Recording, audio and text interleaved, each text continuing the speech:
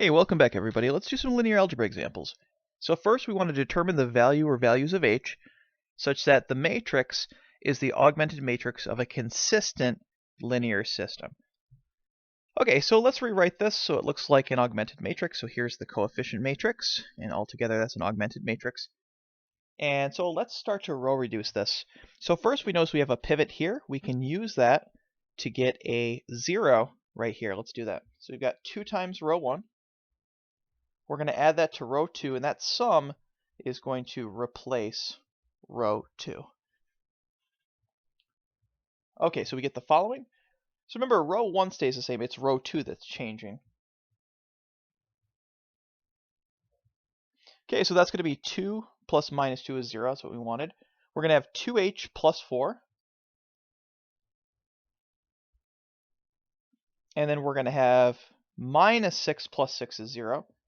Now remember, the only way that this could be inconsistent is if there's a pivot in the final column here. Okay, so let's investigate this. So let's call this an investigation.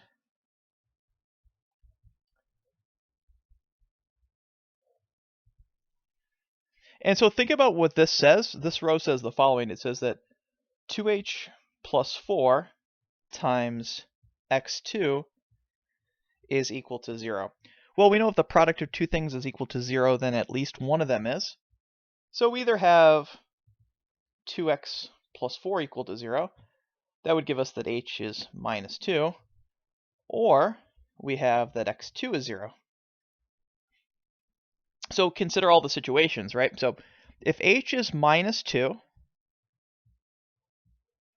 so if h is equal to minus 2, we have 0 times x2 equals 0, and that's fine, that's a true statement. Well, suppose h is not minus 2, so suppose h is any other real number other than minus 2. So if h is not minus 2, we have 2h plus 4 times x2 is 0. But if this is not 0, that forces x2 to be 0, and so this is true.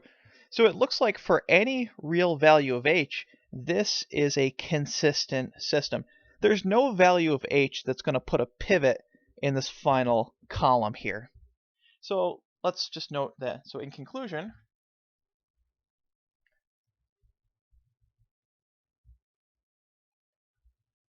this is consistent for all real numbers h.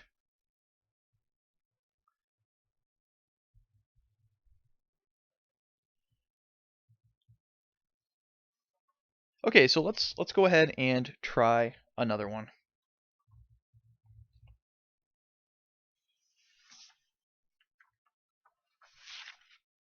So we want to again determine the value or values of h such that the matrix is the augmented matrix of a consistent linear system.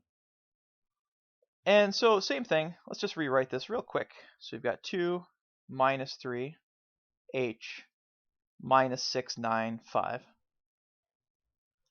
And the only way that this would represent something inconsistent is if there's a pivot in the final column.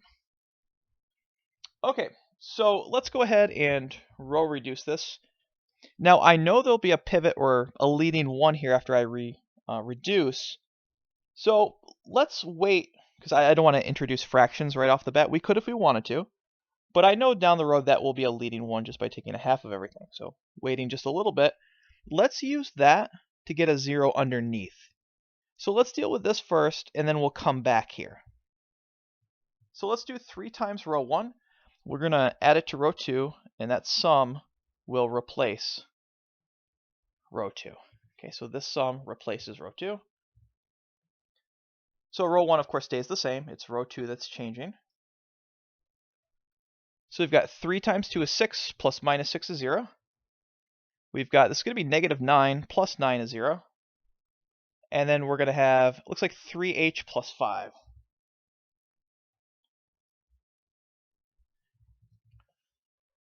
Okay, so the only way that this is consistent is if this is 0, if this position is a 0. For any other number, I'd have a pivot that could reduce down to a leading 1.